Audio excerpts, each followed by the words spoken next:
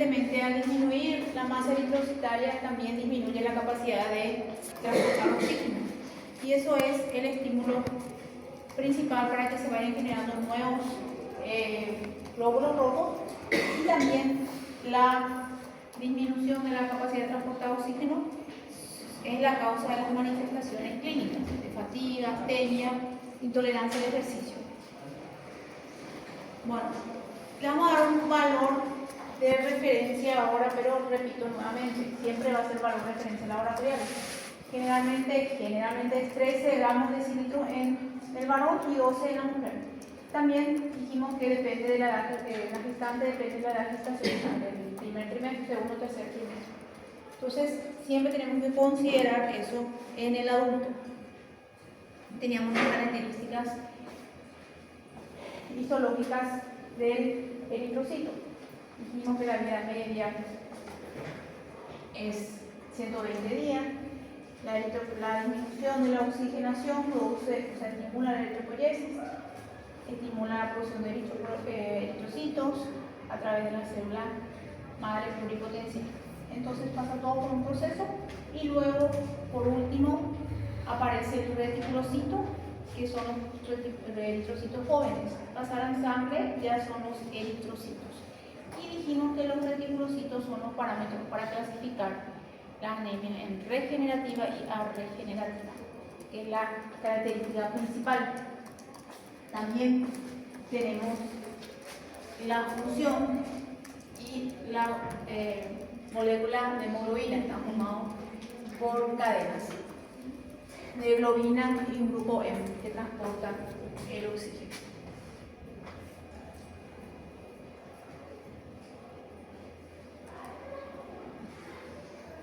Bueno, acá tenemos una de las clasificaciones. La anemia se clasifica de varias formas. Tenemos que saber que todas las diferentes formas comparten las mismas clasificaciones. Es decir, podemos tener un ejemplo de anemia plástica. La anemia plástica se refiere a una anemia por falta de producción o de aplasia medular. El problema son las células madre pluripotenciales.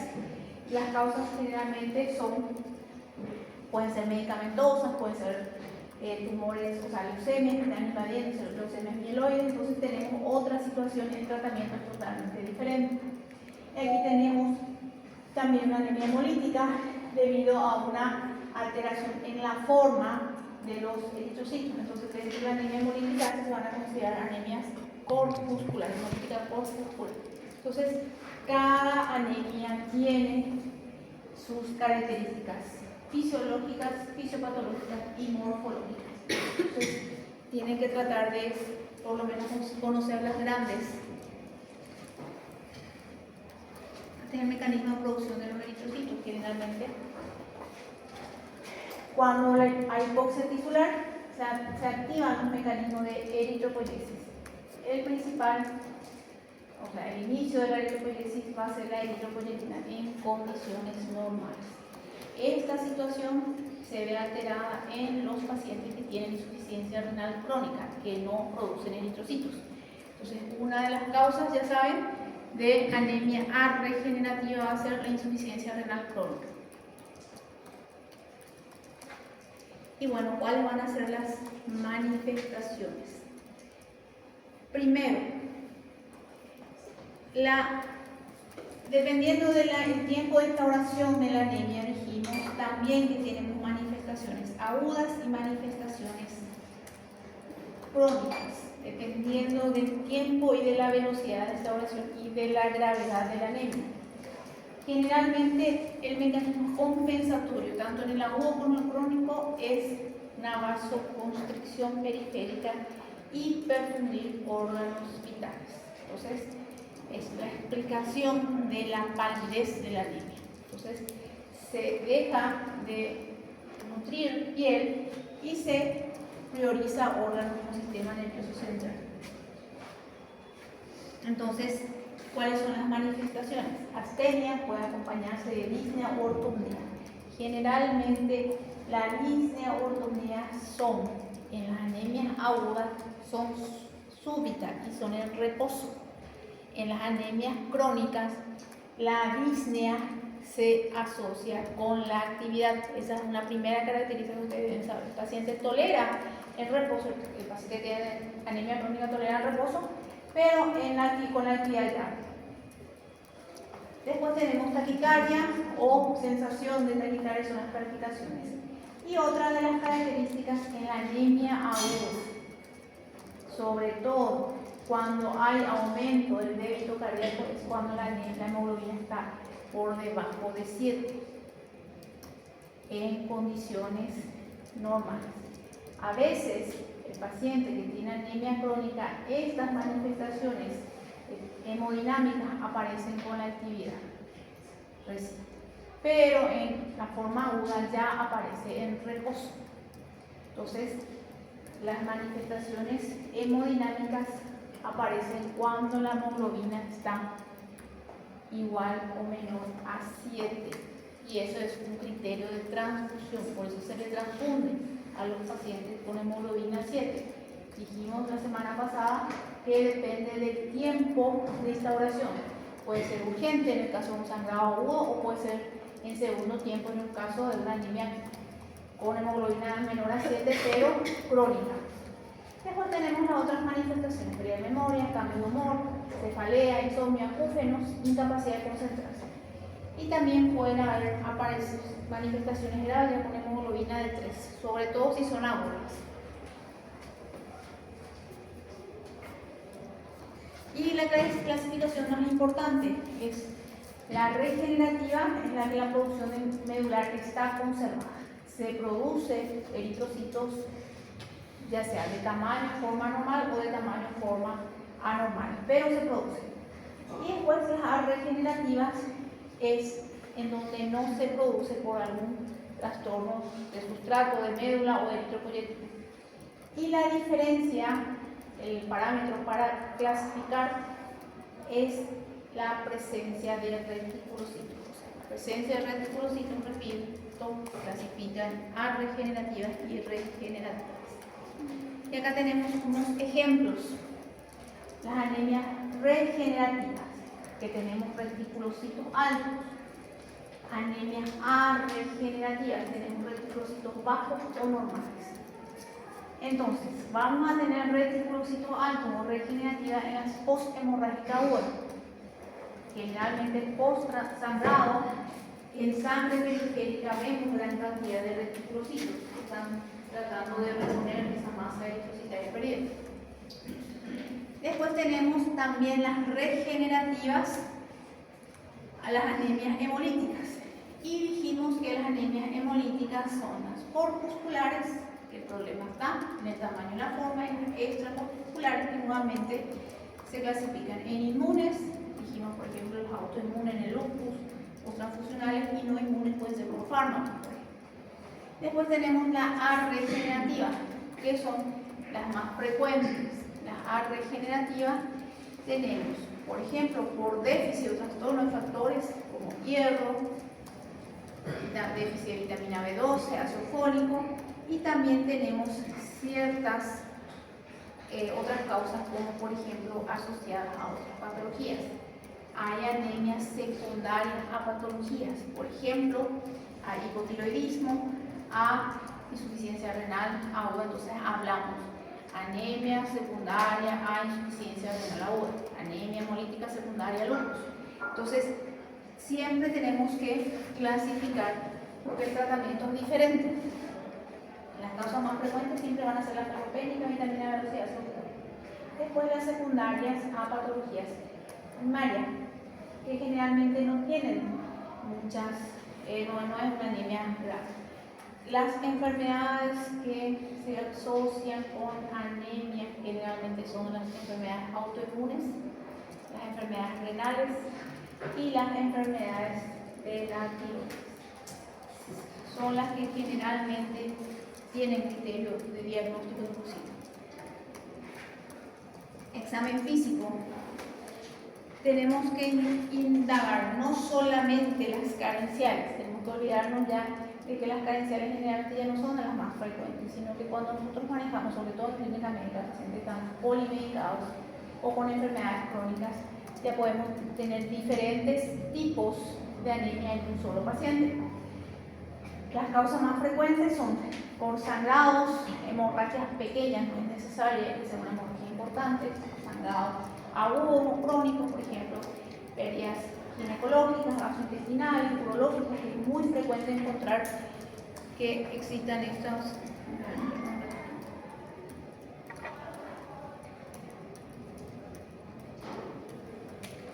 Y después tenemos otras que pueden ser fármacos u otros tóxicos.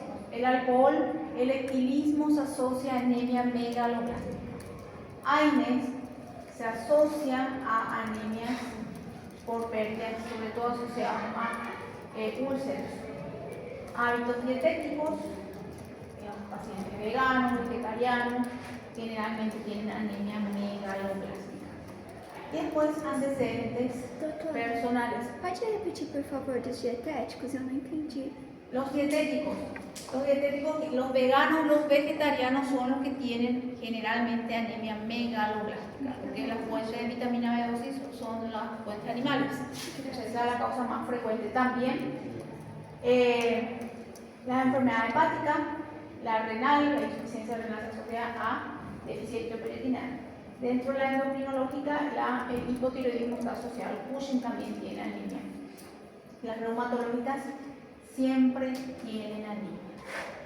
Cuando vemos enfermedades reumatológicas se van a dar cuenta que son serios diagnósticos. Todos los pacientes con enfermedades reumatológicas tienen anemia, de diferentes tipos, pero tienen. Y las infecciones recientes, transfusiones, etc. Siempre tenemos que buscar otras situaciones, no solamente carenciales. Y repito, generalmente son multifactoriales. Las manifestaciones del síndrome anémico: cefalea, somnolencia, disnea. La disnea puede ser reposo con actividad física, fatiga, debilidad muscular, intolerancia, cansancio, palidez, piel mucosa, taquicardia. Repito, dependiendo del tiempo de instauración que aparezcan, depende para que aparezcan las manifestaciones. Las crónicas son con la actividad física, las agudas ya en reposo. Esa es una de las características. No depende mucho de la hemoglobina, sino que del tiempo de instauración.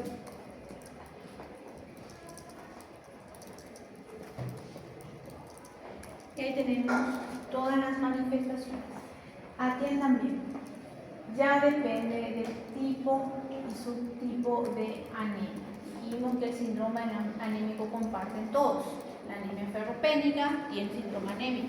La anemia hemolítica tiene síndrome anémico.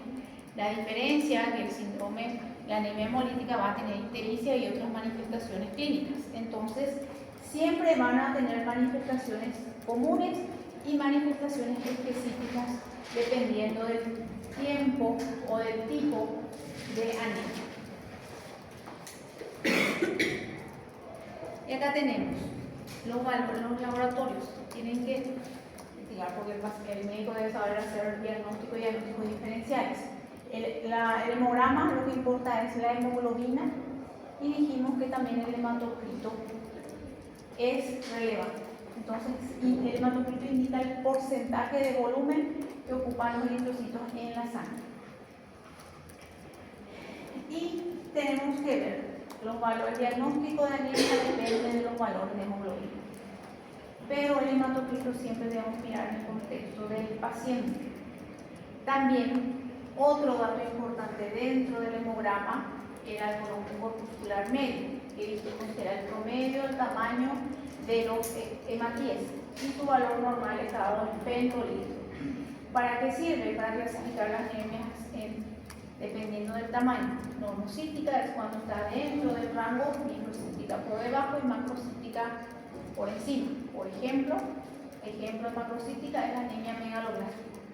De normocística va a ser la posangrada, microcística puede ser ferropénica, crónica. Entonces, es el primer parámetro para ir estudiando nuestra anemia, sí o sí. Entonces, este es un dato importantísimo dependiendo del tamaño. Y acá tengo un algoritmo para poder clasificar. Generalmente la causa más frecuente de anemia microcítica es la ferropenia. Eso ustedes deben analizar en el contexto clínico. ¿Quiénes son los que van a tener anemia ferropénica comúnmente?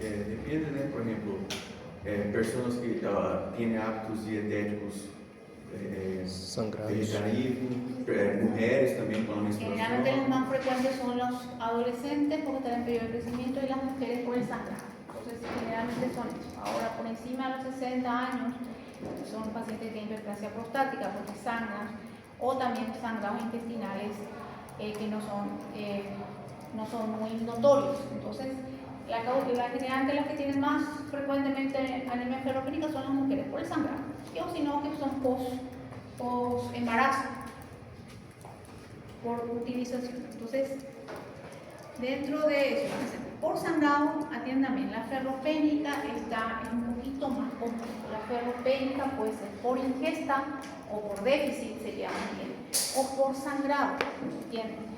El paciente que tiene anemia ferropénica puede ser que no consuma hierro, porque no le gusta consumir frutas, verduras, o porque simplemente está necesitando más e insuficiente, por ejemplo, el embarazo o la adolescencia, o porque está sangrando. O sea, fisiopatológicamente la anemia ferropénica tiene muchas características, no es solamente carencia.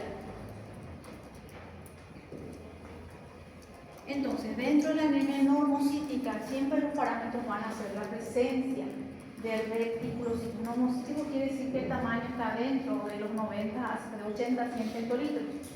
Y podemos ver si hay reticulocitos, si hay normales o bajos, tenemos que ver el contexto clínico del paciente. Si está alto, podemos, si los reticulocitos están dentro del tamaño normal, pero hay reticulocitos aumentados, ya sospechamos de que sea una anemia hemolítica. Y ahí tenemos que ver datos de hemólisis. ¿Cuáles son los datos de hemólisis? Bilirrubina indirecta elevada. Laboratorialmente, bilirrubina indirecta elevada y clínicamente ictericia. Entonces ahí sospechamos. Y ahí tenemos que entrar dentro del diagrama de lo que son las anemias hemolíticas. O si tenemos reticulocitos altos, pero no tenemos datos de hemólisis, podemos sospechar de que sea un sangrado, porque están altos y están reponiendo nuevamente lo perdido. Y ahí tenemos que ver, la causa más frecuente son los post-hemorrágicos agudos. Entonces, estos diagramas es importante que lean bien porque ayuda bastante. Y la anemia macrocítica. La anemia macrocítica siempre es un poquito más complejo, pero la causa más frecuente, por suerte, siempre es la por déficit de vitamina B12 y ácido fólico. Entonces,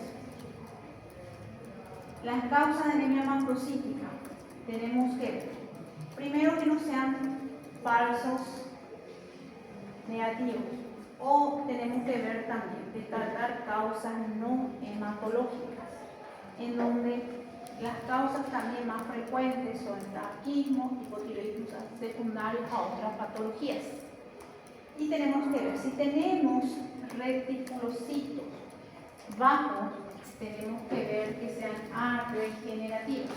Entonces, el paciente no está produciendo. ¿Por qué? Porque no tiene vitamina B12, ácido fólico. Entonces son ya arregenerativas. Entonces vamos a ver el contexto clínico del paciente. Ahí entra la clínica, tenemos que hacer anamnesis. Todo lo que es vitamina B12 va a ser por ingesta, pero una característica, generalmente los requerimientos diarios de vitamina B12 son muy bajos. 5 miligramos creo que dura para 3 semanas, entonces generalmente son carenciales crónicas. Y sospechamos de que ese paciente sea por déficit de vitamina B12 o ácido fólico, entonces le vamos a hacer su dosaje de ácido fólico y vitamina B12. Al tener el dosaje bajo, recién ahí hacemos los diagnósticos. Y después lo mismo, si los reticulocitos están normales, tenemos que estudiar la médula ósea, ver si el problema no está dentro de la producción, dentro de la médula ósea. Y si tenemos macrocítica, pero con reticulocito alto, lo primero que tenemos que pensar es que sea hemolítica, hacer una hemolítica corpuscular. Entonces, tenemos reticulocitos altos, quiere decir que se está produciendo glóbulos rojos, y después la causa más frecuente son las hemolíticas corpusculares. Y después tenemos que ver las poshemorrágicas, porque generalmente las poshemorrágicas agudas simples son normocíticas. Tenemos que analizar otra vez siempre el contexto, por eso no es una clasificación muy fácil. Y les había dicho el frotis de sangre periférica. El frotis de sangre periférica es un estudio morfológico, no es diagnóstico de anemia, es diagnóstico morfológico, forma, tamaño y color. Entonces, quiero saber si hay eritrocitos de tamaño, forma y color. Ahí voy a clasificar, por ejemplo, una anemia normocítica, hipocrómica, macrocítica, hipocrómica. Entonces, tenemos tres datos: forma, tamaño y color con el frotis de sangre periférica. Y ahí tenemos las diferentes posibilidades. Que hayan diferentes formas, que sean eritrocitos, que sean esferocitos, etcétera, etcétera. Entonces, tenemos otras que son las macrocíticas, megaloblastas, microcíticas. Entonces, tenemos las diferentes formas de acuerdo, las diferentes tipos de anemia de acuerdo a su forma. Y también vamos a hablar del hipocrómico y normocrómico dependiendo de la captación a la tinción. Bueno, la primera anemia así es la anemia ferropénica. Generalmente tiene mayor porcentaje en mujeres en edad fértil por el sangrado menstrual o en adolescentes por el mayor requerimiento, de mayor producción, mayor requerimiento. Entonces, esa es la población mayormente afectada. Y está dentro de las anemias arregenerativas y se caracteriza por ser microcítica, pero también puede ser normocítica y siempre es hipocrómica. Entonces, el desarrollo depende mucho de la ingesta, de la utilización y de la capacidad de producción. Generalmente se utiliza más en las mujeres en edad reproductiva y ya dijimos también los niños y adolescentes en periodo de crecimiento. ¿Qué va a tener clínicamente? Además del síndrome anémico, ya sabemos cuáles son las manifestaciones del síndrome anémico, a esa le vamos a agregar manifestaciones de ferropenia. Atiendan bien, ferropenia en general que son carenciales crónicas. Va a haber una estomatitis, atrofia papilar se refiere a las papilas gustativas, sequedad de boca, caída de cabello, pelos frágiles, coilonía quiere decir las uñas en cuchara, esas generalmente son carenciales crónicas, fragilidad ungueal, las uñas se rompen con facilidad, pica, la pica es una ingestión compulsiva de tierra o hielo. Es muy frecuente encontrar en los niños desnutridos que comen tierra o arena, pero eso es un mecanismo ya de defensa por el o en las gestantes generalmente hielo. También puede haber pirosis, puede haber síndrome de piernas inquietas, cefalea, intolerancia al ejercicio. Tenemos que ver ahora cuál es la diferencia. Entiendan bien. Síndrome anémico le agregamos síndrome, ferropenia, manifestaciones de ferropenia. ¿Y cuál es la diferencia? Que tenemos dos poblaciones, las que no tienen mayores comorbilidades y aquellas que empeoran el pronóstico. ¿En quién va a empeorar el pronóstico? En aquellos pacientes que ya tienen antecedentes de cardiopatía isquémica, insuficiencia cardíaca o nefropatía. En estos pacientes es diferente el tratamiento. son más agresivos porque va a empeorar la función renal, va a empeorar la función cardíaca y va a empeorar la angina. Entonces, en estos pacientes nosotros inclusive ya transfundimos con 10 de hemoglobina. Entonces, cuando el paciente tiene cardiopatía isquémica, insuficiencia renal, entonces pueden exacerbar los síntomas de esa patología. De hecho, que una de las causas de compensación aguda de la insuficiencia cardíaca es la anemia. Y de empeoramiento de la insuficiencia renal también es la anemia. Causas de ferropénica: hemorragia aguda, hemorragia crónica. Entonces, la hemorragia aguda va a tener ferropénica, retroglifosito alto, normocítica. Las hemorragias crónicas son pérdidas constantes de manera crónica. Gastrointestinales generalmente son las causas más frecuentes de varones y mujeres, hay que buscar tumores o algo así. Después, genitourinaria en las mujeres de edad reproductiva y hematuria persistente en los hombres con encima de 50 años, asociada a hiperplasia prostática o a tumor prostático. Después tenemos también disminución de la absorción, poco frecuente, pero se puede presentar. Y después también medicamentosos que atiendan bien. Déficit dietético: no consume frutas, o sea, sobre todo verduras verdes, pero también el calcio interfiere en la absorción de hierro. ¿Ustedes ya dieron un fármaco? Sí, están dando fármaco, gracias.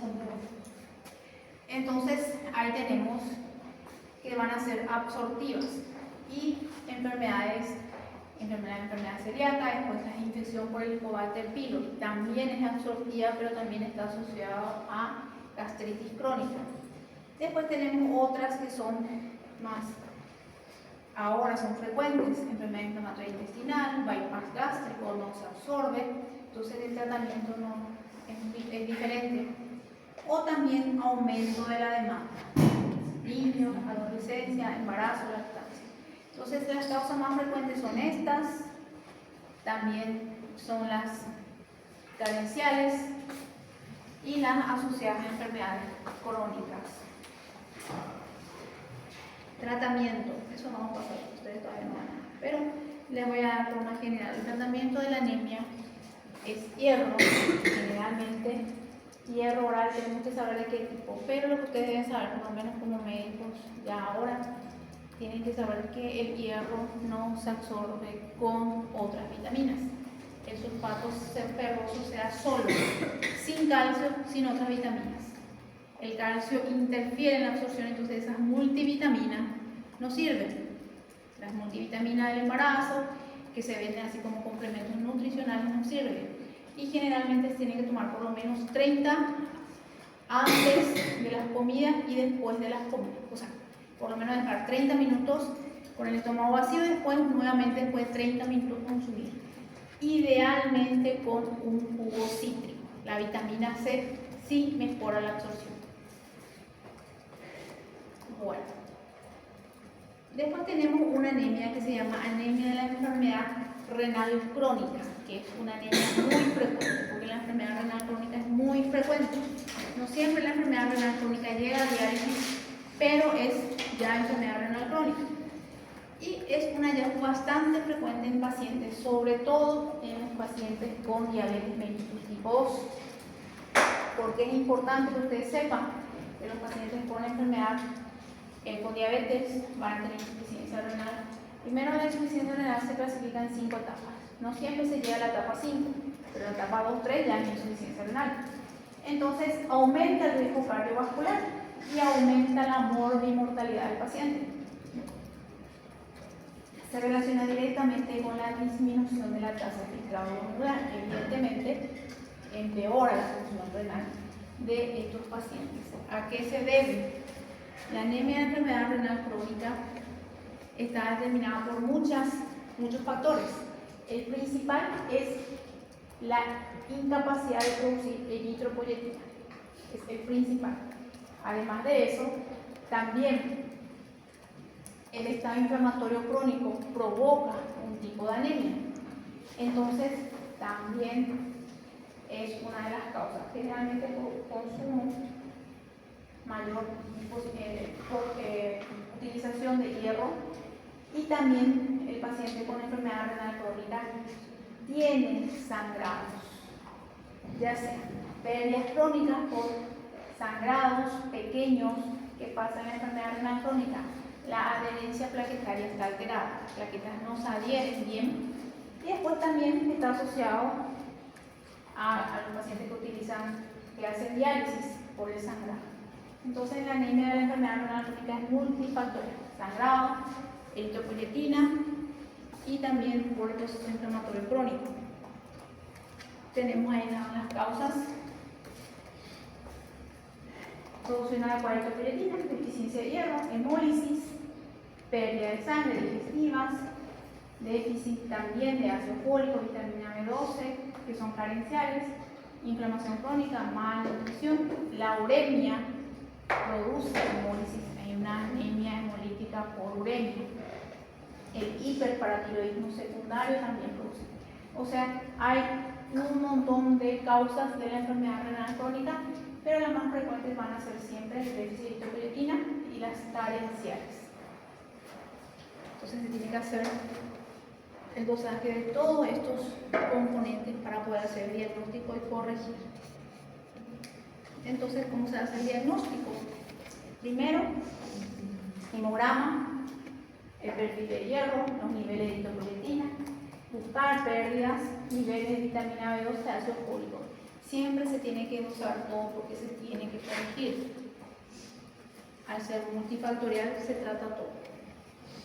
Y dependiendo de la situación, el tratamiento es transfusión o se da una eritropoyetina sintetizada, que es generalmente la que más se utiliza.